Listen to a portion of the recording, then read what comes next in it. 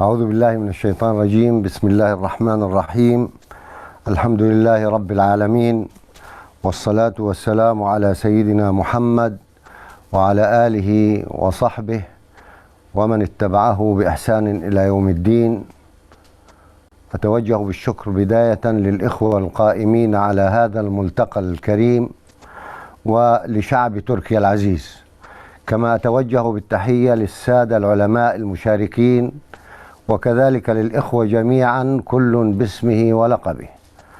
يأتي ملتقانا اليوم والقدس أسيرة في أيدي أعداء الله وأعداء أمتنا، والمسجد الأقصى مستهدف بالتهويد ومشاريع التقاسم الزماني والمكاني وحتى بالتدمير، وأهلنا المقدسيون يعانون كل صنوف القمع والتنكيل والأسر، وأبناؤنا في فلسطين يدافعون عن مقدسات الأمة ويفتدونها بالأرواح في أروع ملحمة تاريخية تسجل أسمى معاني البطولة والفداء والتمسك بالأرض والمقدسات، دفاعا عن كرامة الأمة ودينها.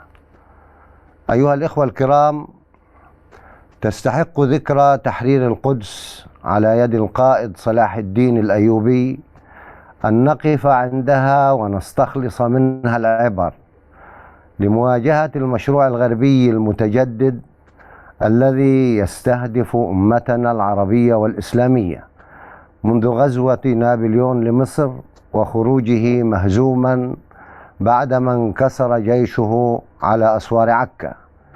إن معركة تحرير بيت المقدس التي خاضها القائد صلاح الدين لا يمكن اختصارها في معركة حطين المجيدة وحدها، بل سبقها إعداد وتجهيز وإشغال ووضع خطط على مستوى العالم العربي والإسلامي تستحق أن تدرس كنموذج ناجح لتحرير القدس مرة أخرى. لا شك أن ملتقاكم هذا سيكون غنيا بدراسة مختلف جوانب تجربة القائد صلاح الدين، وسنستلهم منها الدروس والعبر المفيدة لكي تكون معينا لنا ولكل من لا يزال يتمسك بالقدس وفلسطين في هذه الأمة. وحسبي أن أشير في هذه المداخلة إلى بعض النقاط التي أراها أساسية. أولا، تعلمون ولا شك حالة التشرذم والانقسام والتقاتل والخلاف التي كانت تعيشها الأمة قبل تحرير بيت المقدس، ما أغرى أعداءها من الفرنجة الصليبيين بغزوها وانتزاع بيت المقدس من بين أيديها. وقد امتد الاحتلال الصليبي من البوسفور شمالا إلى بورسعيد جنوبا، مخضعا كل الساحل في بلاد الشام. ومع ذلك نجح القائد صلاح الدين في توحيد الأمة وتصويب الاتجاه إلى القبلة الأولى، وهذا يمنحنا الأمل والثقة بأنه يمكن التغلب على مفردات الهزيمة في أمتنا، وأنه يمكن إعادة توحيد جهد الأمة وجهادها نحو القدس، فالقدس تجمعنا وهي عنوان وحدتنا وعزة أمتنا. ثانيا، مهد القائد صلاح الدين لتحرير بيت المقدس مستفيدا من المدارس النظامية التي أعدت جيلا جديدا من الشباب المدرك لقضيته ولدوره في تحرير الأمة ومواجهة الغزاة بكل الإعداد النفسي والفكري والعسكري. كما اعتمد صلاح الدين على العلماء المجاهدين وأعاد إلى المساجد دورها في حياة المسلمين، وأعاد العمل بنظام القضاء العادل بين الناس، وأحيا سنة الوقف بين المسلمين ليكون الجميع شركاء في النصر، وليصبح التحرير مشروع أمة بأكملها.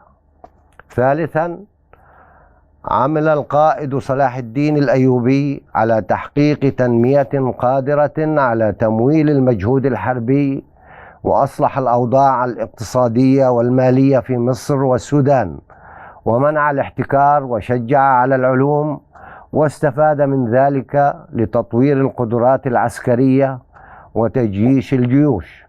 رابعا، سعى إلى توحيد الأمة وتجاوز النزاعات والفتن المذهبية، ونشر روح التسامح بين أفرادها في وقت كان لا يهادن فيه المتخاذلين والمتعاونين مع الأعداء. ساعده في ذلك علماء ربانيون أفذاذ عملوا على تحقيق الوحدة الإسلامية. خامسا، حاصر الاحتلال الصليبي من خلال الحملات التي خاضها في الجزيرة العربية وصولا إلى اليمن، وجهز جبهة نهر الأردن، وأعاد توحيد وادي النيل ووادي الفرات ليكون الإطباق على الغزاة الصليبيين محكما ويمنع عنهم المدد والعون. سادسا، رغم ما استغرقه ذلك الإعداد والتخطيط المحكم من جهد ووقت، لكن القائد صلاح الدين الأيوبي لم يتخلى يوما عن الاشتباك المسلح مع الغزاة المحتلين، فاستمرت المناوشات على جبهة مصر في دمياط، ولم يهادن الغزاة يوما، ولم يسعى إلى التفاوض معهم. باختصار، إن عظمة ما قام به صلاح الدين الأيوبي هو أنه خاض الصراع على جبهتين: الجبهة الداخلية، وكانت استراتيجيته في ذلك الوحدة والتسامح وتجميع الصفوف باتجاه هدف واحد جامع، والجبهة الخارجية، واستراتيجيته في ذلك عدم المهادنة ومواصلة القتال وعدم موالاة الظالمين أو عملائهم. وقد أثمرت هذه الاستراتيجية نصرا مؤزرا في حطين ودخول بيت المقدس، فكان القائد صلاح الدين بحق مجددا وموحدا ومحررا، وبفضل هذه المعاني استحق أن يخلد اسمه في التاريخ. أيها السادة الأفاضل، ندرك تماما الفارق التاريخي بين الأمس واليوم، وندرك أن الهجمة الغربية المعاصرة ضد أمتنا أشد تعقيدا بكثير من أيام الغزو الصليبي.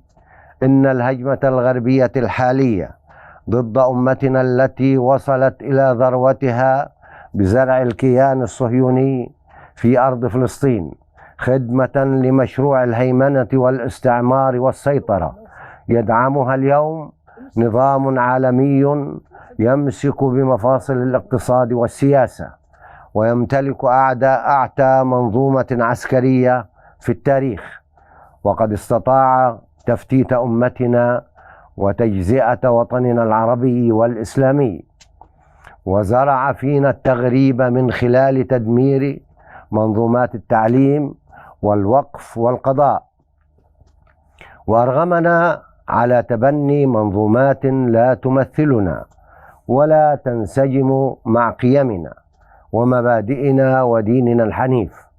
ومع ذلك نقول إن تجربة القائد صلاح الدين ما زالت تصلح في خطوطها العامة كاستراتيجية يمكن البناء عليها لصياغة مشروع تحرير معاصر يقوم على أساس توحيد الجهد والجهود باتجاه بيت المقدس ومقاومة التغريب الذي فرض على أمتنا في نواحي حياتنا، وبناء جيل مسلم مجاهد، واستعادة العلماء لدورهم الرباني في هداية الأمة وقيادتها، وإعادة توحيد جبهات الأمة ضد المحتل، وتحقيق تنمية حقيقية على قاعدة المقاومة لا على قاعدة الارتهان لنظام عالمي ظالم ومستكبر، وفي الوقت ذاته استمرار مشاغلة العدو واستنزافه وعدم الرضوخ له أو التهادن معه أو التفاوض معه أو التسليم له تحت أي ظرف من الظروف. إن ذلك كله ممكن إذا ما توفرت الإرادة الحقيقية والرؤية الصائبة والإخلاص. إننا في حركة الجهاد الإسلامي ومنذ انطلاقة حركتنا نؤمن أن تحرير فلسطين هو مشروع أمة لا مشروع فصيل أو شعب بمفرده، وأن الأمة تحتاج إلى نهضة حقيقية لإنجاز مشروع التحرير والتحرر من الهيمنة الغربية واستعادة ثقتها بمنظوماتها الفكرية والعلمية وقدراتها الذاتية. إنما تقوم به قوى المقاومة في فلسطين هو إدامة الاشتباك مع العدو الصهيوني بانتظار أن تستعيد الأمة نهضتها ووحدتها على قاعدة الإسلام العظيم والجهاد في سبيل الله لتحرير القدس من أعدائها وفتح فصل جديد من فصول الرسالة الإسلامية.